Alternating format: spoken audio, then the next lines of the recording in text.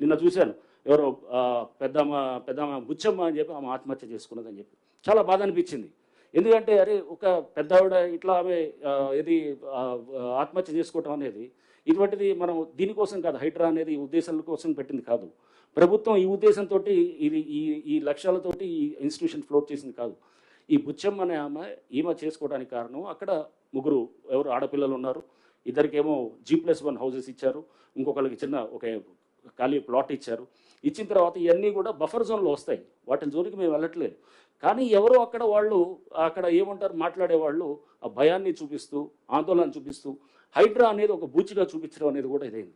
హైడ్రా అనేది ఒక బూచియో లేకపోతే ఒక ఇది ఇందాక చెప్తున్నట్టు ఒక గ్రేహౌన్స్ దాకా వెళ్ళి చేసేది కాదు. హైడ్రా అంటే ఒక భరోసా అనేది గుర్తుపెట్టుకోవాలి. ఈ వ్యవస్థల్ని ఇదంతా ఇది నుంచి వర్షాల నుంచి కాపాడటానికి ప్రయత్నం చేస్తున్నటువంటి ఒక ఇన్స్టిట్యూషన్గా తీసుకోవాలి. అంతేగాని దీన్ని బూచిగా ఒక